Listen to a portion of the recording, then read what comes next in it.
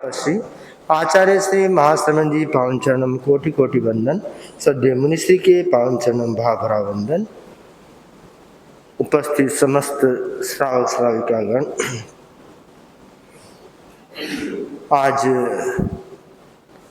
तिरापन महिला मंडल द्वारा दीपावली कार्यशाला आत्मावलोकन का आयोजन मुनिश्री के सानिध्य में आयोजित है, जिसका विषय है अनासक्त भावना का विकास एवं आत्मा का विमोचन। और उस अनासक्त भावना का विकास का उदाहरण आज हमारे सामने उपस्थित है सुश्राव भिक्रम चंद जी नखत, जिनकी अपनी विशेषता है, धर्म संघ की सेवा में वर्षों से लगे हुए हैं और हम पांचवें गुणस्थान से छठे गुणस्थान की ओर प्रस्थान करने की भावना रखते हैं। परम पूज्य गुरुदेव ने श्रवण प्रतिक्रमण सीखने का भी आदेश प्रदान कर दिया है, और वो भी उम्र के इस पायदान पर जब गुरुदेव ने दीक्षार्थियों की उम्र की सीमा कर रखी है और उस सीमा के दौरान 8वें दशक में चल रहे हैं, फिर भी गुरुदेव ने अत्यंत कृपा करा के आपको श्रवण प्रतिक्रमण सीखने का आदेश प्रदान किया है। और इनके साथ एक और दुर्लभ बात जुड़ी हुई है। इनका संकल्प था कि मैं धर्म संघ के चारित्र आत्माओं का दर्शन करूं। गुरुदेव से निवेदन किया, स्वीकृति कहें अनापत्ति कहें, गुरु कृपा हुई।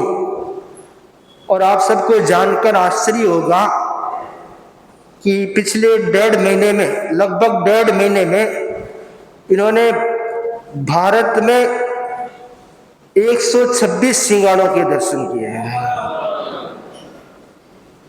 विदेश यात्रा उनके प्रत्याख्यान, विदेश गुरु दर्शन के अलावा शायद नहीं जाते होंगे, तो विदेश का छोड़ करके देश में जितने भी चरित्र आत्माएं हैं सबके दर्शन इन्होंने डेढ़ महीने के अंदर कर लिए हैं। तो कितनी बड़ी भावना है। अनासक्त भावना का उदाहरण हम भिक्रम चंद जी नखत के रूप में आज देखते हैं। तो कार्यक्रम का शुभारंभ करने जा रहा हूँ। सर्वप्रथम मंगलाचरण के लिए आमंत्रित करूंगा 53 महिला मंडल मंगलाचरण के लिए। 53 महिला मंडल की बहनें। महावीर की वंदना मिलजुल करे, महावीर की विश्व धन विश्वास की तस्वीर की वंदना मिलजुल करे, महावीर की वंदना मिलजुल करे, महावीर की। महीपति सिद्धार्थ के कुल दीप थे, महीपति सिद्धार्थ के कुल दीप थे, मात त्रिशला के सुदर्शन वीर की, मात त्रिशला के सुदर्शन वीर की वंदना मिलजुल करे, महावीर की।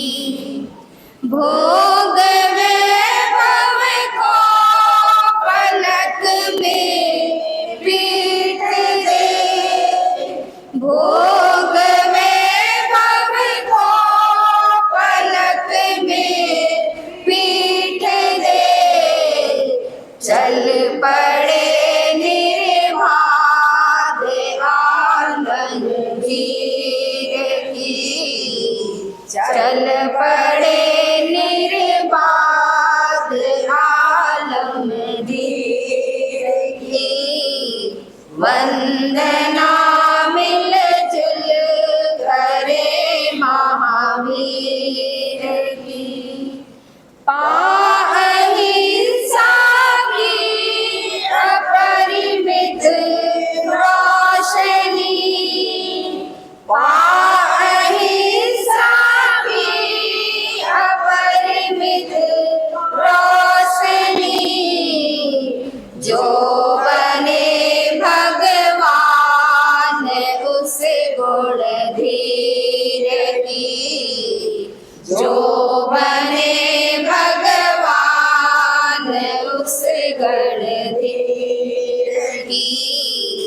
वंदना मिलजुल करे महावीर की।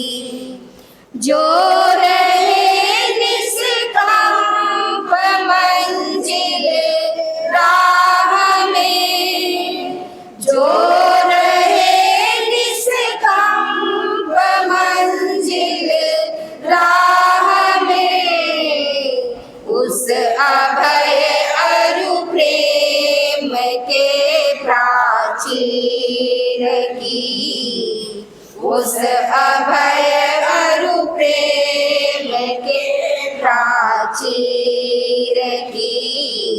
वंदना मिलजुल करे महावीर की।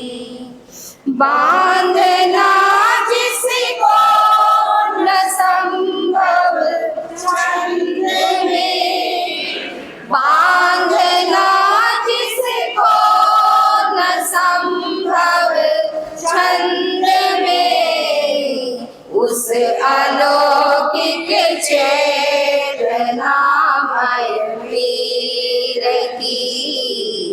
उस अलौकिक चेतनामय वीर की।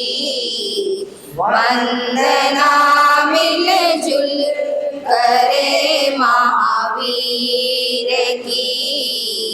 वंदना मिलजुल करे महावीर की। विश्व धन विश्वास की तस्वीर की। वंदना मिलजुल करे महावीर की। वंदना मिलजुल करे महावीर की। हेतु अपने भावों की अभिव्यक्ति महिला मंडल की अध्यक्षा चंद्रकांता जी को लिया। रापन संस्थापक आचार्य श्री भिक्षु को श्रद्धा सिख नमन। तीर्थंकर प्रतिनिधि आचार्य श्री महासमन जी को श्रद्धा सिख नमन। तत्वज्ञ मुनि श्री जिनेश कुमार जी स्वामी, मुनि श्री परमानंद मुनि और मुनि श्री पूर्णानंद मुनि के चरणों में भाव भरा वंदन। उपस्थित महिला मंडल की उत्तर हावड़ा, बेहाला एवं उत्तर पाड़ा की बहनों के अध्यक्ष एवं संपूर्ण महिला समाज एवं सभी श्रावक समाज से सादर जय जिनेंद्र। वर्तमान का युग अंतरिक्ष का युग है, जिसमें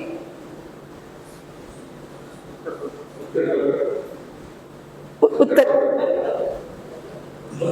मध्य कोलकाता की बहनों से सादर जय जिनेंद्र।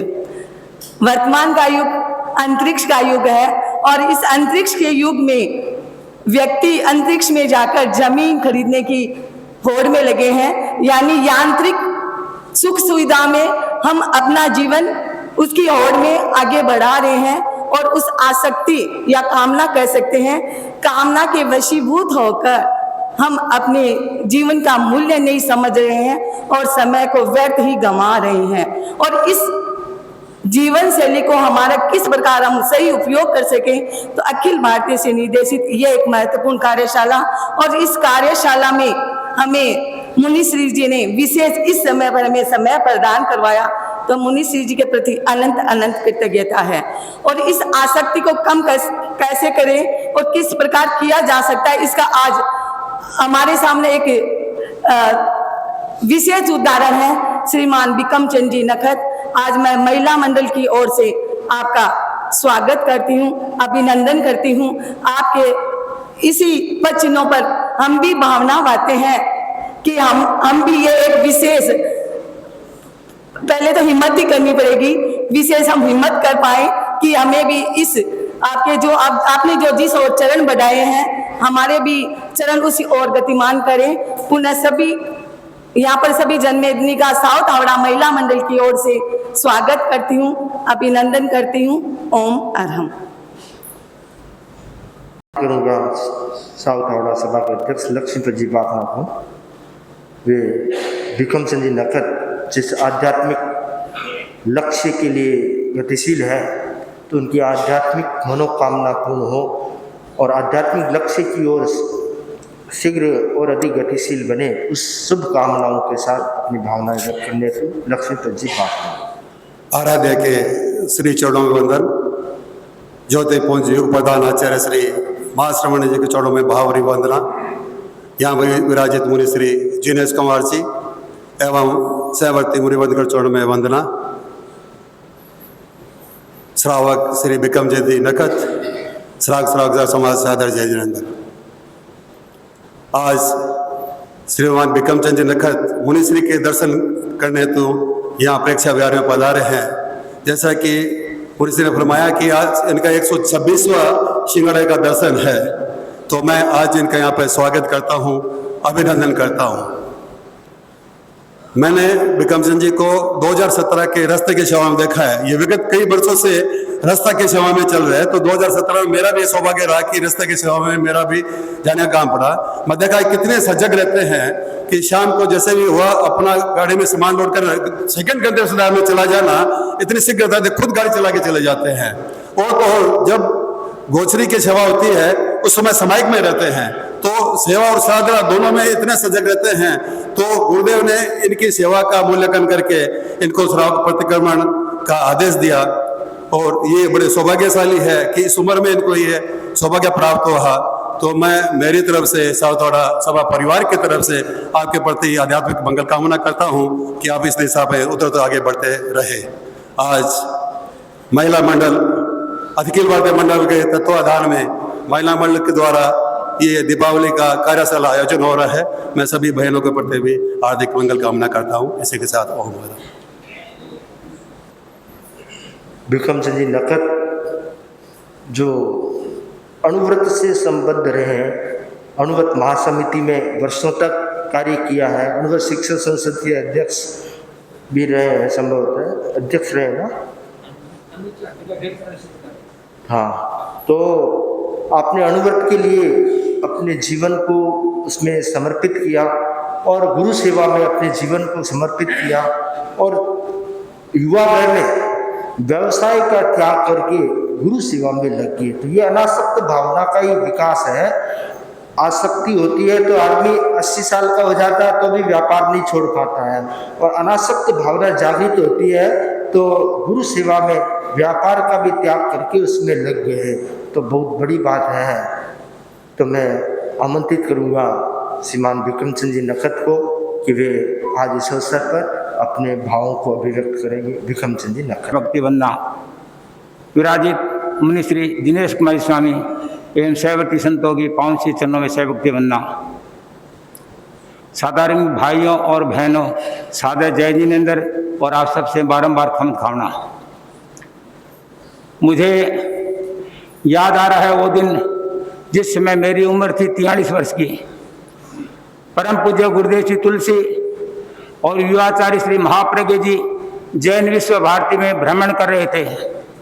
मैंने गुरुदेव से निवेदन किया, गुरुदेव मैं एक संकल्प लेना चाहता हूँ, कृपा करके मुझे मंगल पाठ सुनाओ।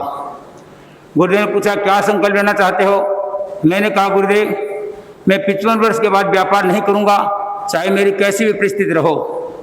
गुरुदेव ने पूछा अच्छी तरह सोच लिया? मैंने कहा गुरुदेव सोच लिया। तो गुरुदेव ने मुझे मंगल पाठ सुनाया। समय थोड़ा बीतने के बाद में एक दिन गुरुदेव ने मुझे पूछा नखत कितने वर्ष के हो गए? मैंने कहा गुरुदेव 45 वर्ष का। तब गुरुदेव ने फरमाया तब देरी है, देरी है।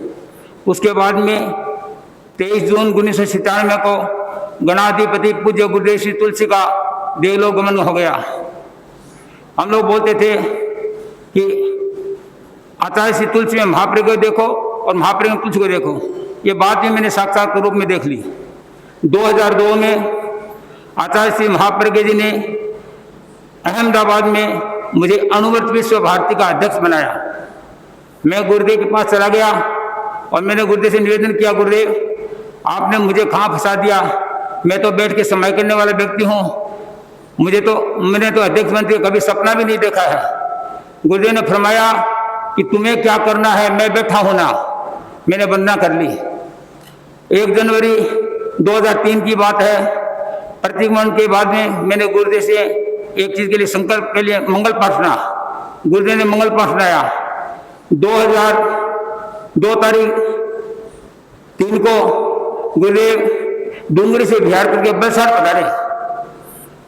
तब श्री माली ने मुझे कहा, नखत जी आपको कौन जानता है, कौन लोग सेवा करेंगे, आप गुरुदेव से संदेश लो। मैंने कहा संदेश में नहीं पूछता। फिर मोहन भाई को श्री माली जी ने कहा आप पूछो। मोहन भाई ने बोला मैं भी नहीं पूछता। फिर श्री माली जी बोले मैं पूछ लूं क्या, आप अपना जानो। उन्हें कागज पेन निकाल लिया और बोले अंधाता नखत जी इतना बड़ा काम करेंगे, इनको कौन जानता है, कृपा करके इनके लिए एक संदेश प्रदान कराओ। गुरुदेव ने फरमाया कि नखत को संदेश की दरकार नहीं है, इसकी रग रग में मैं हूं। उस समय राजेंद्र मुनि पास में खड़े थे। उन्होंने कहा नखत जी आप तो निहाल हो गए, हम साधु संतों को भी ऐसा आशीर्वाद नहीं मिलता। ये बात श्री माली जी ने हमारे मंत्री थे धर्मचंद जी जैन अंजाना थामला के, उनको बताई। तो उन्होंने एक किताब लिखी थी विसर्जन बोल के, उसमें हमने 1797 व्यक्तियों को जोड़ा था। उसमें कलकत्ता की भी कम से कम 100 व्यक्ति से ज्यादा जुड़े हुए हैं। और वो विसर्जन किताब सभी लोगों के पास में गई है, 1800 व्यक्तियों के पास में गई है, सभी के पास में गई है। और मैंने वो गुरुदेव आचार्य महाप्रज्ञ जी को भी भेंट की है। तो गुरुदेव बड़ी कृपा थी। 16 दिसंबर 2005 की बात है। आचार्य श्री महाप्रज्ञ जी दिल्ली हमारे मकान में विराज रहे थे। उस समय मेरे जीवन के पत्र पूरे हुए। मैंने गुरुदेव से निवेदन किया, गुरुदेव मुझे मंगल पाठ सुनाओ, मैं व्यापार से संन्यास ले रहा हूँ। गुरुदेव ने मंगल पाठ सुनाया और मैंने कहा गुरुदेव मैं हमारी कंपनी जैन को वियरिंग प्राइवेट मैनेजिंग डायरेक्टर हूँ, उसका मैं मंगल पाठ सुनाओ। तो गुरुदेव ने फरमाया बने रहो बने रहो। और उसके बाद मैंने गुरुदेव से निवेदन किया, गुरुदेव मुझे कृपा करके दीक्षा प्रदान कराओ। तो गुरुदेव ने बात सुन ली, कुछ फरमाया नहीं। उसके बाद में गुरुदेव टमकोर पधारे। तो टमकोर कांकड़ पे आचार्य श्री युवाचार्य श्री महाश्रमण जी और मैं साथ साथ चल रहे थे। तो गुरुदेव ने फरमाया कि इसकी भी दीक्षा की भावना है। उसके बाद में 2010 में आचार्य श्री महाप्रज्ञ जी का सदाश्रम में देहलोकगमन हो गया। एक दिन तेरापन भवन में प्रवचन चल रहा था, करीब 2000-2500 आदमी उपस्थिति भी थी। आचार्य श्री ने फरमाया कि नखत जी हमारे में आधे मिल गए, पूरे में जाओ। मैं खड़ा हो गया, माइक ले लिया। मैंने कहा गुरुदेव मैं तैयार हूँ, मैं ये वजन लेके नहीं आ सकता, मैं संतों को हथेली में ठुकाऊं, इतनी सेवा करूं तो आऊं। तो गुरुदेव ने फरमाया भावना रखो भावना रखो। मैंने कहा गुरुदेव आज के बाद मैं एक माला फेरूंगा कि प्रभु मुझे भी दीक्षा है, मुझे भी दीक्षा है। तो आपको जान के प्रसन्नता होगी कि 11 साल तक कंटिन्यू सुबह समय करता और शाम को समय करता, रात को करता। तो 2 माला मैंने 11 साल तक कंटिन्यू फेरी है। उसके बाद में कानपुर में उम्र का तकादा हो गया, जेंट्स का 50 वर्ष, लेडीज का 45 वर्ष। मैं गुरुदेव के पास चला गया, गुरुदेव अब मेरा कोई आर्गुमेंट नहीं है, आप मुझे यहाँ मुमुक्ष बना दो और टमकोर पधारो तब दीक्षा दे देना। गुरुदेव ने बात सुन ली। अभी 19 जुलाई को सूरत में 8 दीक्षा हुई। 20 जुलाई को गुरुदेव ने सेवा के हिसाब से को नाम लिया, मेरा भी नाम लिया। इनके 12 महीने से बराबर सेवा कर रहे और कर रहे। मैं गुरुदेव के पास चला गया, मैंने गुरुदेव निवेदन किया, गुरुदेव कृपा करके दीक्षा की कृपा कराओ। तब गुरुदेव ने मुझे साधु प्रतिक्रम सीखने का आदेश प्रदान करवाया। उसके बाद में मैं गुरुदेव के पास चला गया। मैंने कहा गुरुदेव 20 तारीख को ही मैंने कहा गुरुदेव मेरी भावना है भारतवर्ष में जितने भी चातुर्मास है मैं उन सबके दर्शन करूं। गुरुदेव ने बात सुन ली, कुछ फरमाया नहीं। उसके बाद में थोड़े दिन बाद में मेरा सुपुत्र राजेश नखत सूरत में दर्शन करने के लिए आया। उसने कहा 13 महीना पहले मेरी श्रीमती की डेथ हो गई थी अहमदाबाद में। तो उसने कहा कि मम्मी का काम पेंडिंग पड़ा है, वकील से बात की है तो बोला 3-4 महीना काम टाइम लगेगा। तो मैंने गुरुदेव से निवेदन किया, गुरुदेव मेरी भावना है सब जगह दर्शन करके आऊँ। तो गुरुदेव ने पूछा कितना समय लगेगा, मैंने कैलकुलेशन करके बताया 1.5 महीना, तारीख लिख दी और लिख दी। उसके बाद 13 सितंबर को मैं गुरुदेव से मंगल पाठ सुन करके रवाना हुआ। 14 तारीख को मैं सिरियारी पहुंचा, सिरिया से जयपुर आया, जयपुर से कोटा, कोटा से दिल्ली, दिल्ली से हैदराबाद, हैदराबाद से मद्रास, ऐसे करते करते 126वां आज मैंने दर्शन किया है और 127वां दर्शन कल मेरा गुरुदेव का होगा। तो उसके बाद में मेरा सभी का दर्शन प्राय हो गया है और जितने भी संत सत्य है सबके दर्शन किए। जहां पर मान लो 28 साल संत है, मैंने पूछ किया कितने हैं कितने नहीं, कहाँ गोत्र किया तो मैंने वेट किया है, कहीं कोई हॉस्पिटल में गए तो भी वेट किया, सभी के मैंने प्राय दर्शन किए हैं। और मैं मेरा सौभाग्य मानता हूँ कि मुझे ऐसा धर्म संघ मिला और ऐसे गुरु मिले हैं। आज मुनीश्वरी की बड़ी कृपा है। मुनीश्वरी का भी हैदराबाद में चातुर्मास हुआ था, उसमें मैं तपस्या भी करता था तो मुनीश्वरी बाहर आके दर्शन भी देते थे। तो मेरी बहुत बड़ी मेरा सौभाग्य है कि ऐसा मेरे को दर्शन करने का मौका मिला, ऐसे गुरु मिले और आज मैं आप लोगों के बीच में आया हूँ, ये भी मेरा सौभाग्य की बात है। इसी भावना के साथ में ओम अरहम।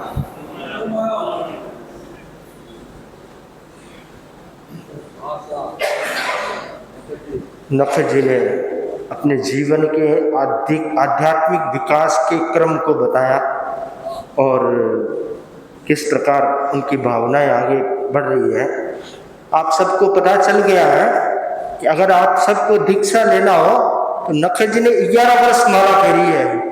दीक्षा के लिए 11 वर्ष दोनों टाइम माला फेरी है, तब कहीं जाकर इनकी भावना साकार होने की बात चल रही है, संभावना है। तो अगर किसी की भावना हो तो आज से ही माला शुरू कर दें, हो सकता है आपकी भी भावना फल जाए। नखत जी ने अपनी भावनाएं व्यक्त की और विशेष बात, चरित्रात्माओं के दर्शन करने जहाँ भी गए हैं, ऐसा नहीं है कि जो दिख गए उनके दर्शन कर लिए रवाना हो गए हैं। गिन गिन के यहाँ कितने चरित्रात्मा विराज रहे हैं, उन सबके गिन गिन के पूछ के सबके दर्शन करके फिर आए हैं। तो बहुत बड़ी भावना है। तीर्थ दर्शन, तीर्थ यात्रा, धर्म संघ में भगवान महावीर ने साधु साध्वी श्रावक श्राविका 4 तीर्थ बताए हैं। तो साधु साध्वियों के दर्शन करने आपने इतना परिश्रम किया है तो आपकी आध्यात्मिक भावना प्रशस्त है। मैं निवेदन करूंगा बालमुनि कुणाल कुमार जी से गीत के संगान के लिए, और उसके बाद हम सुनिए मुनिषी का। मैं आत्मा में रम जाऊं, ऐसा कोई ज्ञान मिले। मैं आत्मा में रम जाऊं, ऐसा कोई ज्ञान मिले। मैं पल पल रतन लगाऊं, ऐसा कोई ज्ञान। दुर्लभ मानव भव को पाया, दुर्लभ मानव भव को पाया। मानो सुर तरु घर में आया, मानो सुर तरु घर में आया। जीवन बगिया महकाऊं, ऐसा कोई ज्ञान मिले। जीवन बगिया महकाऊं, ऐसा कोई ज्ञान मिले। मैं आत्मा में रम जाऊं, ऐसा कोई ज्ञान मिले। तेल बिना दीपक नहीं जलता, तेल बिना दीपक नहीं जलता। खान बिना तरुवर नहीं फलता, खान बिना तरुवर नहीं फलता। मैं आत्मिक शक्ति जगाऊं, ऐसा कोई ज्ञान मिले। मैं आत्मा में रम जाऊं, ऐसा कोई ज्ञान मिले। उपशम रस की करो साधना, उपशम रस की करो साधना। रहे निरंतर मुक्ति कामना, रहे निरंतर मुक्ति कामना। मैं परम तत्व को पाऊं, ऐसा कोई ज्ञान मिले।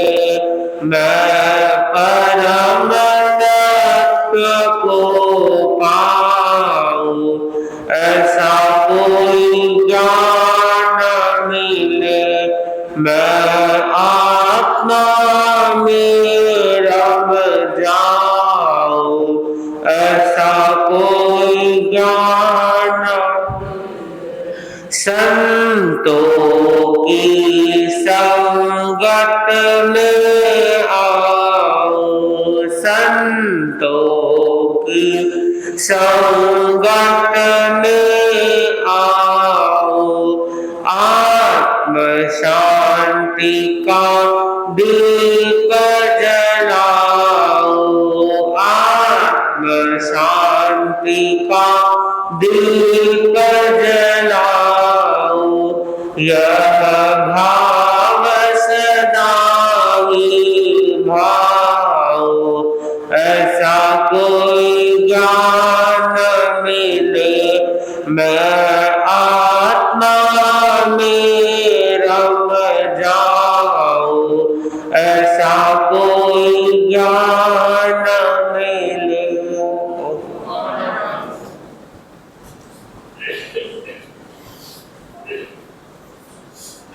भगवान महावीर स्वामी के श्री चरणों में कोटि से वंदन। योग प्रदान आचार्य श्री महासमुद्र के श्री चरणों में कोटि से वंदन। मुनिवृंद, श्रावक विक्रम चंद जी,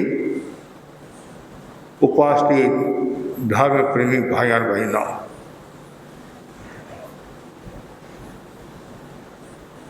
दैनिक प्रवचन के अंतर्गत आज का विषय है आत्मा का विमोचन, अनासक्त चेतना का विकास। भगवान महावीर की वाणी है, लवंती विमला भोए लवंती सुर संपया लवंती पुत मित्तम च एगो धमो न लब्बई। दुनिया में व्यक्ति को अपार संपत्ति प्राप्त हो सकती है, वैभव प्राप्त हो सकता है, देवता जैसी संपदा प्राप्त हो सकती है, ज्ञाति जन पुत्र आदि प्राप्त हो सकते हैं। हर कोई चीज आपको प्राप्त हो सकती है, लेकिन एगो धमो न लब्बी, धर्म का मिलना मुश्किल है। धर्म हमारे जीवन का बड़ा आलंबन है और हमारे जीवन का अभिन्न साथी है। सुख दुख में, हर परिस्थिति में साथ देने वाला, मनोबल बढ़ाने वाला, धैर्य प्रदान करने वाला तत्व है धर्म। जो धर्म की आराधना करता है वो व्यक्ति अनासक्ति की चेतना का विकास कर सकता है। अनासक्ति सुख का कारण है और आसक्ति दुख का कारण है। आसक्ति से तनाव पैदा होता है, तनाव से चिंता पैदा होती है, चिंता से विफलता प्राप्त होती है, विफलता से हत्या की ओर बढ़ता है, हत्या से आत्महत्या की ओर बढ़ता है और आत्महत्या से फिर जन्म मरण करता रहता है। आसक्ति बड़ी खतरनाक है। बहुत सुंदर कहा गया है, वस्तु के त्याग से नहीं वृत्ति के त्याग से अनासक्ति का विकास होता है। वस्तु का आपने त्याग कर दिया, आज मैं उपवास करूंगा, पचकान कर दिया, फिर मन में आ गया, कहीं फंक्शन में गए आप, रसगुल्ला नजर आया, गुलाब जामुन नजर आया, काश बहुत बड़ी गलती की आज मैंने, कल उपवास कर लेता, आज धारणा कर लेता, इतना मार खा लेता। तुमने वस्तु का त्याग तो कर लिया, आसक्ति का त्याग कहाँ हुआ? तो जब तक व्यक्ति आसक्ति को नहीं छोड़ता है, कषाय को नहीं छोड़ता है, तब तक अनासक्ति का विकास नहीं होता है। इसलिए आवश्यकता है आसक्ति छोड़े। आसक्ति 3 प्रकार की बताई है, देह की आसक्ति, नेह की आसक्ति और गेह की आसक्ति। सबसे पहली है देह की आसक्ति। शरीर के प्रति कितनी आसक्ति है, सुबह से शाम तक शरीर को संवारने में, सजाने में लगे हुए हैं, खाने पीने में लगे हुए हैं, मेरा शरीर कमजोर न हो जाए, ये खाना, विटामिन ए खाना, बी, सी, डी, ऐसे अलग अलग विटामिन सी की कमी है, ये खाना है, डी में ये प्रयोग करना है, शरीर में कहीं कमजोरी नहीं आ जाए, शरीर मेरा सावड़ा न हो जाए। कुछ तो बहनें ऐसी है, जब हम बिहार करते, गर्मी का टाइम होता है, लड़कियां स्कूटी से जाती है, पूरे शरीर को पैक कर लेती है, आग तो खुली रखना पड़ता है, नहीं तो एक्सीडेंट हो जाता है। और इतना शरीर को फिर पूछते क्यों, मेरा चेहरा काला न हो जाए। और कभी कभी शरीर के लिए इतना पाउडर लगाते हैं, क्रीम लगाते हैं और तरह तरह की चीजें लगाते हैं। लोग कहते हैं ये लगा तो तुम्हारा चेहरा सुंदर हो जाएगा, कभी कभी सुंदर की बजाय कुरूप और हो जाता है। ये ग्वार भाटा होते हैं, ग्वार भाटा का रस, किसी ने कहा ग्वार भाटा का रस लगा दे तुम्हारा चेहरा सुंदर हो जाएगा, उसने लगा दिया और ऊपर क्रीम और लगा दिया, परिणाम यह आया काली होगी वह। ये घटित घटना कोई कल्पना की बात नहीं है, यथार्थ घटना है। तो वो बहन घूंघट में आई, तो लोगों ने पूछा घूंघट किस बात का, तो उसने अपने मन की बात बताई, ये बात होगी। तो ये मूल ओरिजिनल होता है, कृत्रिम होता है। तो ये शरीर के प्रति जो आसक्ति है, और उसमें फिर खाने की आसक्ति आ जाती है कि शरीर रिष्ट पुष्ट होना चाहिए, ये खाना वो खाना ये खाना। लेकिन ज्ञानी जन कहते हैं एक अवस्था आने के बाद में खाने की जो आसक्ति है उसको भी छोड़ना चाहिए। ठीक है, शरीर के लिए मेरे को खाना है, शरीर के लिए खाना है, स्वादु बनकर मत खाओ। और जो स्वादु बनकर खाएगा तो फिर उसकी साधना कहाँ अच्छी होगी, उसका शरीर भी स्वस्थ नहीं होगा।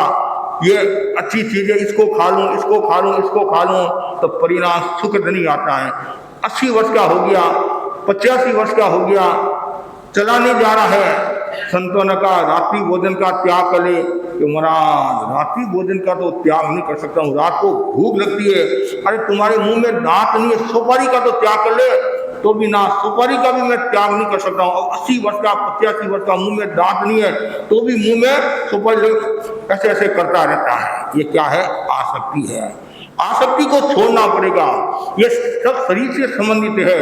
मतलब आज शरीर के लिए कितना पानी का उपयोग करते हैं, दुरुपयोग, एक तरह का दुरुपयोग भी होता है, कितना पानी गिराते हैं। एक दादी ने पोते की बहू के बारे में कहा, महाराज इसको समझाओ, महाराज ये बाथरूम में चली जाती है 3 घंटा वापस नहीं आती है। कितना? 3 घंटा वापस नहीं आती है। तो पूछा क्यों? इतना पानी गिराता है, इतना पानी गिराती है। तो ये जो आसक्ति है इसको छोड़ना पड़ेगा। खाने की आसक्ति, उसके बाद में नेह की आसक्ति, ज्ञाति जनों की आसक्ति होती है, परिवार की आसक्ति होती है, दोस्तों की आसक्ति होती है। छोटे लड़के लड़कियों के प्रति कितना स्नेह होता है और कितना मोह होता है, कितनी आसक्ति होती है। कभी कभी तो घर वाले मोह के कारण, स्नेह के कारण दीक्षा में अंतराय भी दे देते हैं। क्यों? मोह है, स्नेह है, आसक्ति है, उसको ये पता नहीं है कल मैं चला गया और फिर पीछे क्या होगा।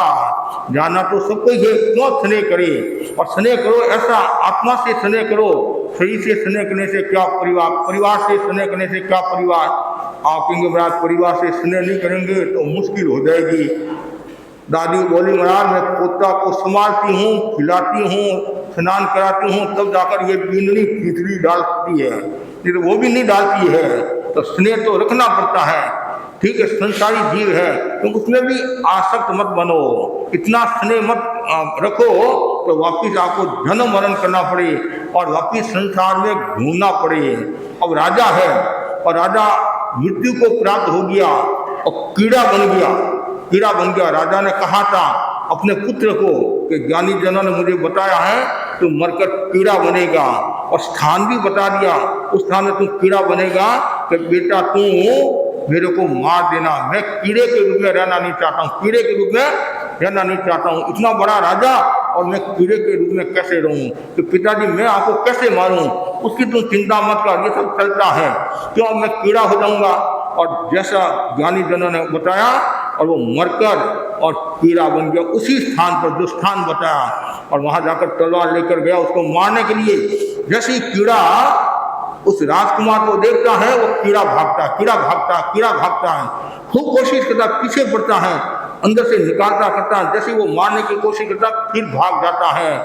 तो तात्पर्य हुआ उस कीड़े की भी कितनी आसक्ति, नहीं तो आदमी सोचता है कि मैं कीचड़ से भागूं और नया जीवन मिले, अच्छा जीवन मिले, लेकिन उस कीड़े में कितनी आसक्ति, जीने की आसक्ति। 80 वर्ष का हो गया, 90 वर्ष का हो गया, अब तो संसारा कर ले, अब प्राण निकले हैं कि नहीं मरा, अभी तक तो मेरे को लड़दादा होना, क्या होना है, लड़दाना होना है, मैं परदादा तो हो गया हूँ, लड़दादा होना है। देखो कितनी आसक्ति है, ये आसक्ति बड़ी खतरनाक होती है, इसलिए ज्ञानी जन कहते हैं कि नेक की आसक्ति को छोड़ो।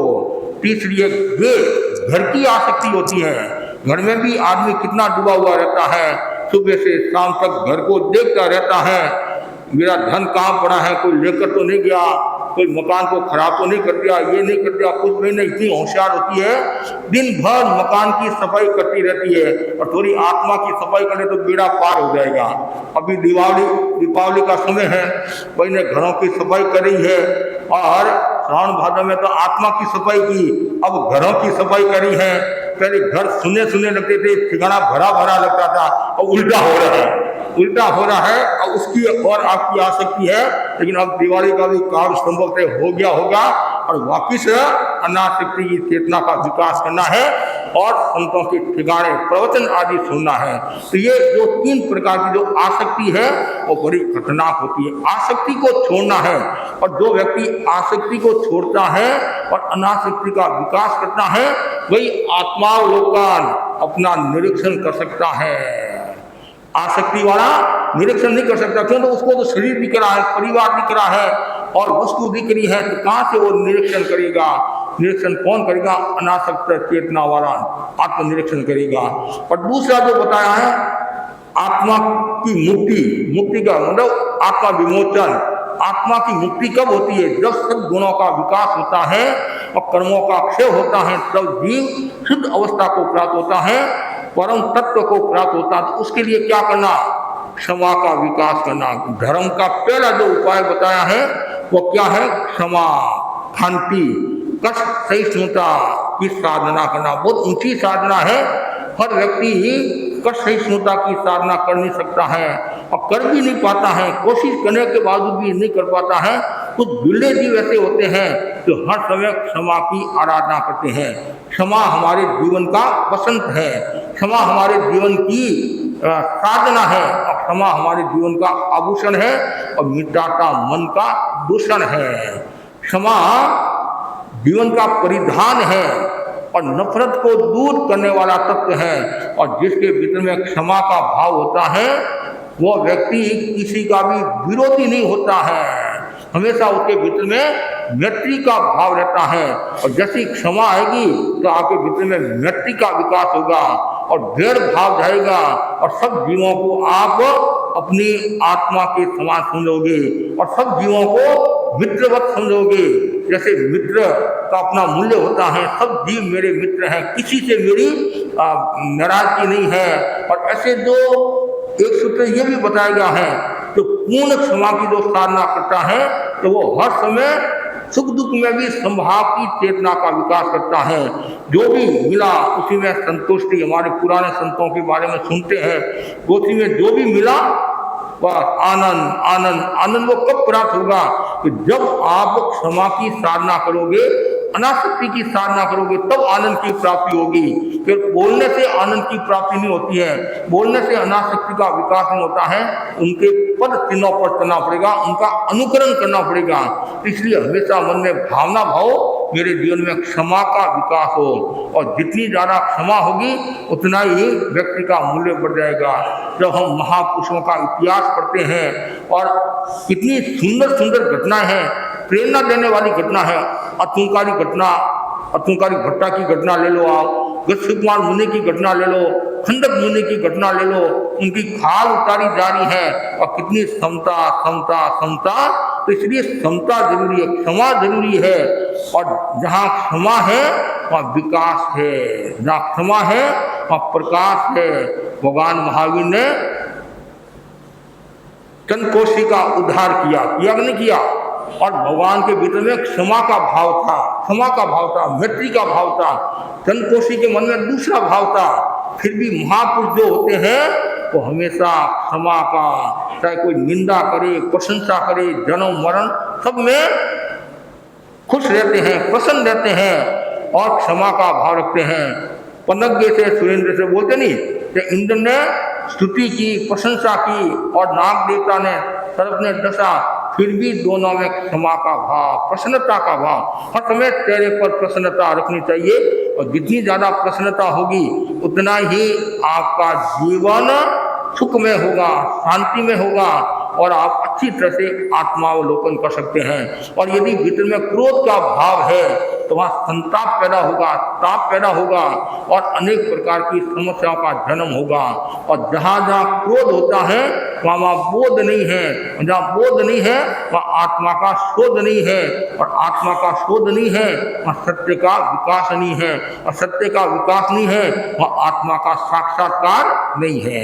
इसलिए हम क्रोध को छोड़े और क्षमा की साधना करें, और जितनी ज्यादा क्षमा की साधना होगी उतना ही व्यक्ति के भीतर में मैत्री का विकास होगा।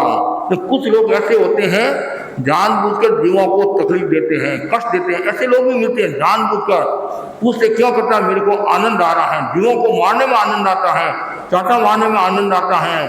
अरे अभी तो तुम्हारे को आनंद आ रहा है, मजा आ रहा है, फिर तुम्हारे को सजा मिलेगी तब पता चलेगा। तो एक छोटी सी बात है, दो भाई जंगल पार करे थे और बैलगाड़ी से जा रहे। पुराने समय में बैलगाड़ी ज्यादा होती थी, और रास्ते में छोटे भाई को प्यास लगी, कंठ सूखने लगे। बड़ा भाई से कहा मुझे प्यास लगी है, तो छोटे भाई से कहा तुम गाड़ी को धीरे धीरे चलाओ और मैं पानी की खोज करता हूँ, मैं भी पानी पीऊँ और तुम्हारे को भी पानी पिलाऊं। खोज की और पानी मिल गया, पानी पिया, और भाई के लिए लेकर वो पानी आ रहा था। इतने में क्या होता, जिस रास्ते से वो बैलगाड़ी जा रही थी और आगे बांडी, एक सरफ की जाति होती है, एक छोटा सा सरफ या बांडी वो बीच में थी, और जैसे ही उसको देखा बड़े भाई के मन में दया का भाव आया, करुणा का भाव आया कि ये मर नहीं जाए। तो छोटे भाई को सावधान करते हुए कहा भाई धीरे धीरे चलाना, और ताकि ये जीव की हिंसा न होए और ये मर न जाए, कर्मों का बंधन न हो जाए और ताप संताप न बढ़े। जैसे ही उसने सुना और आया गुस्सा, किसको? छोटे भाई को गुस्सा आया, और अब तो इसको जरूर मारूंगा। कभी कभी आप कहते हैं ये काम नहीं करना है तो मैं जरूर करूंगा, इधर नहीं जाना है जरूर जाऊंगा। कभी कभी ऐसा भी, और उसके मन में न जाने कहाँ के कर्म उदय में आते पता नहीं चलता है। उसको गुस्सा आया, भाई ने मना किया मत करिए, खूब समझाया। वो ऐसे तो धीरे चल रहा था, जैसे वो जीव आया, बांडी आई और तेज से गाड़ी को चलाया, उसका कचरा कर दिया। और बड़े भाई को बहुत तकलीफ हुई, बहुत पीड़ा हुई, कष्ट हुआ कि यदि मैं नहीं बोलता तो हो सकता है वो साइड से निकाल देता। मैंने बोला, मेरे को पाप लग गया। वो मन में इतना पश्चाताप कर रहा है। और इधर वो तो मर गई, वो मरकर किसी लड़की के रूप में पैदा हुई और बांडी, और कालांतर में उसकी शादी हुई और बहू के रूप में घर में प्रवेश हुई। इधर ये जो बड़ा भाई था उसका भी अपना आयुष्य पूरा हुआ और आयुष्य पूर्ण होने के बाद में वो मरकर उसी ब्राह्मणी के घर में जो बहू आई तो उस बहू के गर्भ में वो आया जीव। जैसे वो जीव गर्भ में आया माँ को वो शांति, वो तसल्ली हुई, प्रसन्नता हुई। कभी कभी आप कहते नहीं महाराज कोई होनहार लड़का आने वाला, बच्चा आने वाला है और घर का सारा वातावरण अच्छा हो गया। जब तीसरा की कुक्षी में भगवान महावीर का जीव आया तो धन धान्य की वृद्धि हुई, नहीं कहते नहीं, धन धान्य की वृद्धि हुई, इसलिए उनका नाम वर्धमान रखा। तो कभी कभी ऐसा भी होता है यदि अच्छा जीव घर में आता है तो एक पुण्य ही होती है और माँ के मन में भाव भी वैसे होते हैं। और खराब कोई जीव आता है तो माँ के मन में भाव भी वैसे होते हैं। कोयला खाने का भाव होता है और कोई खाने का भाव, हिंसा का भाव आदि आता है तो माँ बहुत खुश हुई और जन्म हुआ। खूब ठाट बाट के साथ में उसका जन्मोत्सव मनाया और खूब लाड पोट किया गया। कालांतर में जो छोटा भाई था उसकी भी मृत्यु हुई, वो भी उसी ब्राह्मणी के घर में पैदा हुआ, मतलब लड़की के घर में आया, मतलब वो होगी उसके घर में आया। और जैसे वो जीव घर में आया वहाँ को बहुत दुख हुआ, पीड़ा हुई, कष्ट हुआ और इसका मैं बस खत्म करा दूँ जीव को। उसने अपने पति से कहा, पति बोला ऐसा काम करना पाप है, यह आत्महत्या पाप है, पर हत्या पाप है, ये ऐसा काम हमें नहीं करना है, हम ब्राह्मण हैं और ब्राह्मण ऐसा काम नहीं करते हैं। तो उसको समझाया बुझाया, बच्चे का जन्म हुआ। लेकिन अब माँ तो उसको देख रहा है, पसंद नहीं करती है, तो मारो मारो मारो मारो मारो। वैर का भाव कहाँ के कर्म कहाँ उदय में आते पता नहीं चलता है। फिर आखिर कुछ समय के बाद में सोचा क्या किया जाए, तो पड़ोस वाले को दे दिया, किसी को पता भी नहीं चले, पड़ोस वाले को दे दिया, तुम इसको संभाल। और बड़े बेटे को भी कह दिया कि ये लड़का आएगा और तुम्हारे को बार बार कहेगा भाई आ, तुम ये मत कहना मेरा भाई है, मत कहना। क्यों भाई तुम कहेगा तो वापिस घर पर आएगा, माँ से पास में आएगा, माँ को गुस्सा बहुत आता है कि इसको मार नहीं दे, इसलिए तुम सावधानी रखना। अब बच्चे हैं, खेलते हैं कूदते हैं कि भाई भाई, कौन भाई, कोई किसी का भाई नहीं है, बार बार उसको ललकारता, मतलब भगाता। एक दिन की बात है, पिता आवश्यक काम के लिए बाहर गए, पीछे भाई को समझा दिया, बेटे को समझा दिया, बेटा ध्यान रखना कहीं अनर्थ न हो जाए, सावधानी रखना। पिता तो चला गया। अब वो ये सब खेल रहे हैं और खेलते खेलते योग की बात है, वो बच्चा भागता भागता आया, भाया भाया भाया भाया, जैसे भाया बोला, भाया आग गले लगा दिया, गले लगा रहे, तू मेरा भाया है, तू मेरा भाई है, भाई है। वो बोला मम्मी कहाँ है, मम्मी कहाँ है, मम्मी कहाँ है, कि मम्मी घर में है। मम्मी जैसे कहा तो भागा मम्मी के पास में, मम्मी के पास भागा और मम्मी क्या करी थी, उसमें भुजिया बना रही थी, भुजिया बना रही थी, तेल में से वो भुजिया निकाल रही थी। और जैसे वो पहुंचा मम्मी मम्मी, मम्मी ने देखा, देखती आया गुस्सा, गर्म कहाँ के उधर पता, इतना गुस्सा आया, वो तेल था नहीं, तेल गर्मा गर्म, और वो उसके ऊपर उंडेल दिया। इतने में वो भाई भी आ गया, भाई आया तो उससे पहले तो सारी ये घटना घट गई। अब क्या करे, छोटे भाई को का बेटा जो होना वो हो गया, समता रखना, क्षमा रखना, आत्मनिरीक्षण कर, अनासक्ति का भाव रख, तुम्हारी दुर्गति न हो जाए। और उसने क्षमता की, परिणाम ये आया, आयुष्य पूर्ण करके और स्वर्ग में गया, स्वर्ग में गया। क्यों? उसने अनासक्ति और क्षमा का भाव रखा। ज्ञानी जनों को पूछा तो ज्ञानी जनों का पूर्व भव की सारी घटना सुनाई और उससे बोध लेना चाहिए। ये कहानी है, प्रेरणा देती है, हर परिस्थिति में क्षमा की साधना करनी चाहिए, व्यक्ति की साधना करनी चाहिए। तो मैं सभी भाई बहनों के प्रति यही आध्यात्मिक मंगल कामना करता हूँ। आप अनासक्ति की साधना करो, क्षमा की साधना। और साधु जीवन में ये दो बात खास होती है, अनासक्ति की साधना और क्षमा की साधना। साधु कौन बन सकता है? हर कोई साधु नहीं बन सकता है, जो अनासक्त होता है वह साधु बन सकता है। आज हमारे सामने भिकम चंदी नकट जो टमकोर के हैं, आचार्य महाप्रज्ञ जी की जन्मभूमि के हैं, और इनको हम वर्षों से जानते हैं, आज तो नहीं जानते हैं। इन्होंने अनुव्रत का खूब काम किया है और अध्यक्ष पद पर भी रहे हैं, और गांव गांव में घूमकर अनुव्रत सोसाइटी, ये क्या अनुव्रत समिति के लिए खूब कार्य किया है और लोगों को समझाया है। और आचार्य तुलसी की बहुत कृपा थी इनके ऊपर, महाप्रज्ञ जी की अपरंपार कृपा थी। और आचार्य महासमुद्र की कृपा का तो कहना ही किया। यदि कृपा नहीं होती इस उम्र में समन प्रतिगमन का आदेश नहीं देते। और कितने वर्षों से सेवा करे हैं, हमने भी देखा है कितनी इनकी भावना है, भक्ति है। और सुपात्र दान देना, सुपात्र दान। और 12 महीनों में संभवतः समझ लीजिए 11 महीना तो बुद्धे की सेवा में ही रहते हैं। कोई कुछ दिन के लिए घर पर आते होंगे तो अलग बात है, बस सेवा सेवा सेवा। कितनी मन में आज 4 दिन भी यदि सेवा करनी होती है तो भी महाराज सोचूंगा। कभी तो होली का टाइम है, पूजा का टाइम है, दिवाली का टाइम है, रक्षाबंधन का टाइम है, आकाश का टाइम है। अभी तो ये पूजा आ रही है, मैं दुकान छोड़ नहीं सकता हूँ। इनको भी देखो आप, हैं तो ये कोई गरीब घर के नहीं है, कोई गरीब घर के नहीं है, अमीर घर के हैं, संपन्न परिवार के हैं। लाखों की संपत्ति को छोड़कर और अध्यात्म की ओर बढ़ रहे हैं। और अब गुरुदेव ने इतनी कृपा कराई है, इनको समन प्रतिगमन का आदेश दे दिया है।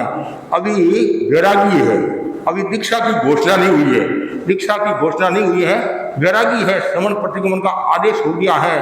अभी पंचम गुणस्थान के धनी हैं और हम मंगल कामना करते हैं जल्दी से जल्दी हमारी श्रेणी में आए। अभी तो आपकी श्रेणी में है, हमारी श्रेणी में आए, ये हम मंगल कामना करते हैं। और आचार्य महासमुद्र के शासन काल में और दीक्षित होकर खूब आत्मा की आराधना करे और संघ की प्रभावना करे। और इन विक्रम सिंह जी से आप लोगों को भी प्रेरणा लेनी चाहिए। आप साधु नहीं बन सकते हैं तो कम से कम 12 व्रती तो बनो, आचार्यों की सेवा करो, अनासक्ति की साधना करो और क्षमा की साधना करो। तो ये जीवन में यदि अनासक्ति और क्षमा 2 भाव आ जाता है तो फिर व्यक्ति का विकास हो जाता है। इसलिए बहुत सुंदर कहा गया है, घर छूट जाएगा तो आश्रम में आसक्ति आ जाएगी। घर छूट जाएगा तो आश्रम में आसक्ति आ जाएगी। और परिवार छूट जाएगा तो शिष्य समूह में आसक्ति आ जाएगी। विद्यांगम में ज्ञानोदय हो तो वासनाएं खत्म हो, वरना घर छूट जाएगा तो नाम और यश में आसक्ति आ जाएगी। जब तक ये सब नहीं छूटेगा तब तक व्यक्ति का विकास नहीं होगा। साधु भी बन गया और यदि यश और कीर्ति का भाव है तो आनंद नहीं आएगा। साधु बन गया, मकान छोड़ दिया और आश्रम में धूरी जमाने लग गया, ये मेरा आश्रम है। आचार्य भिक्षु ने कहा नहीं, घर का टावर छोड़कर और ऊपर आस और टोपी ऊपर टोप लो, किसो गांव को न्याय। ये मेरा स्थानक है, ये मेरा मंदिर है, तो घर बार छोड़ा ही क्यों? ये मेरा भगत है और भगती डूबेगा, भगती डूबेगा। इसलिए तुमने साधना को स्वीकार किया है, अब निर्लिप्तता की साधना कर, अनासक्ति की साधना कर। इससे क्या होगा? आत्मा का विमोचन होगा। तो कर्म मुक्ति और आत्मा का उद्धारण करना है। ये क्षमा, मृदुता, सरलता की साधना करो और जितनी आप साधना करोगे उतना ही आपका जीवन अच्छा होगा। और जो व्यक्ति धर्म आराधना करता है और धर्म को आत्मसात करता है वो व्यक्ति आगे बढ़ जाता है। जिंदगी का कोई भरोसा नहीं है, पल का कोई भरोसा नहीं है, कभी भी कोई घटना घट सकती है। तो आवश्यकता है हमारे जीवन में अनासक्ति का विकास हो। आसक्ति को छोड़िए, आसक्ति है जा नहीं सकते हैं। एक बार आ गई कि जाने का नाम ही नहीं रहती है। चाहे खाने की हो, पीने की हो, बोलने की हो, शरीर की हो, उपकरणों की आसक्ति, मतलब उपकरणों के प्रति भी कितनी आसक्ति होती है, संग्रह की वृत्ति है, ये लाओ, वो लाओ, ये लाओ। मन में विसर्जन का भी भाव होना चाहिए। आचार्य श्री तुलसी ने विसर्जन की प्रेरणा दी। खाली धन का ही विसर्जन नहीं, कषाय का विसर्जन करो और समय का विसर्जन करो। जब भी संघ की सेवा का काम आए उस समय तैयार हो। मतलब कषाय विसर्जन की साधना बहुत ऊंची साधना है। तो हर समय विसर्जन का भाव, अनासक्ति का भाव होगा, उतना ही जीवन अच्छा पवित्र होगा। तो अखिल भारतीय तेरापुर महिला मंडल के तत्वाधान में दीपावली आत्मावलोकन और स्थानीय महिला मंडल और कुछ और महिला मंडल साथ जुड़ी है। इन सबके प्रति यही मंगल कामना करता हूँ। आप सब अपना आत्मनिरीक्षण करते रहे, अनासक्ति की साधना करते रहे, क्षमा का विकास करते रहिए। 2 सूत्रों से आप घर परिवार को भी स्वर्ग में बना सकते हैं। तो बस इतना ही आपको कहना चाहता हूँ। ज़्यादा से ज़्यादा भाई बहन आत्मा का कल्याण करे और आत्मा का विकास करे। और इसी आशा के साथ ओम अरहम। परम श्रद्धेय युग प्रधान आचार्य श्री महाश्रमण जी के श्री चरणों में नमन। अत्र विराजित मुनि श्री जिनेश कुमार जी के वैश्यावर्ती मुनि श्री जी के चरणों में मत्पेण वंदामि। अखिल भारतीय महिला मंडल के तत्वाधान में आज की कार्यशाला में मैं सर्वप्रथम कृतज्ञता ज्ञापित करती हूँ हमारे अनंत ऊर्जा स्रोत तीर्थंकर के प्रतिनिधि युग प्रधान आचार्य श्री महाश्रमण जी के प्रति। कृतज्ञता के स्वर अर्पित करती हूँ मुनि श्री जिनेश कुमार जी के प्रति, जिनकी वत्सलता एवं प्रेरक उद्बोधन तथा सतत मार्गदर्शन द्वारा ऊर्जा का संचार प्राप्त होता है। मुनि श्री परमानंद जी के प्रेरणा प्रखर चिंतन एवं पथ दर्शन के लिए विनम्र भाव से कृतज्ञता व्यक्त करते हैं बाल मुनि श्री कुणाल कुमार जी के प्रति, जिनके मधुर संगान से कार्यक्रम मंगलमय हो जाता है। हार्दिक आभार उपस्थित साउथ हावड़ा के सभी सभा संस्था के अध्यक्ष व पदाधिकारीगण के प्रति, सभी क्षेत्रीय महिला मंडल के अध्यक्ष पदाधिकारीगण व केसरिया परिधान में रंगी सभी बहनों के प्रति हार्दिक आभार व्यक्त करते हैं तथा उपस्थित सभी भाई बंधुओं का अंतर्मन से आभार। सफल हुआ कार्यक्रम, सफल निहित उद्देश्य, आभारी हम आपके, आए आप विशेष। ओम अरहम।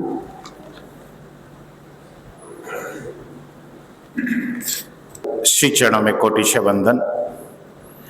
परम वंदनीय प्रातः स्मरणीय परम पूज्य गुरुदेव के चरणों में श्रद्धा भक्ति भावपूर्वक वंदन। यहाँ विराजित मुनि श्री जिनेश कुमार जी एवं सहवर्ती मुनि को मत्यन वंदामी। संयम पद की और अग्रसर श्रीमान बिकमचंद जी साहब नखत एवं संपूर्ण श्रावक सहायिका समाज को सादर जय जिनेंद्र।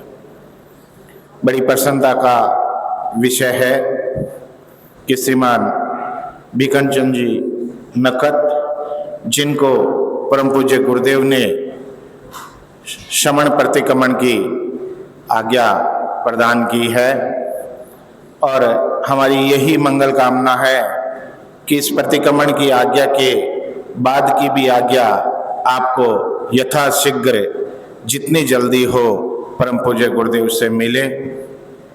2017 का परम पूज्य गुरुदेव का यहाँ पे जब पदार्पण हुआ था तो श्रीमान बिकमचंद जी नखत उस समय अपने लाओ लश्कर पूरे डेरे के साथ में यहाँ पे पधारे थे और आज पुनः आप यहाँ पधारे हैं। मैं साउथ हावड़ा श्री जैन सितंबर तेरापंथी सभा के अध्यक्ष श्रीमान लक्ष्मीपत जी बाफना व श्रीमान संतोष जी भादानी से निवेदन करूंगा, हमारे पूर्व ट्रस्टी श्रीमान संतोष जी भादानी से कृपया आगे पधारे। साथ में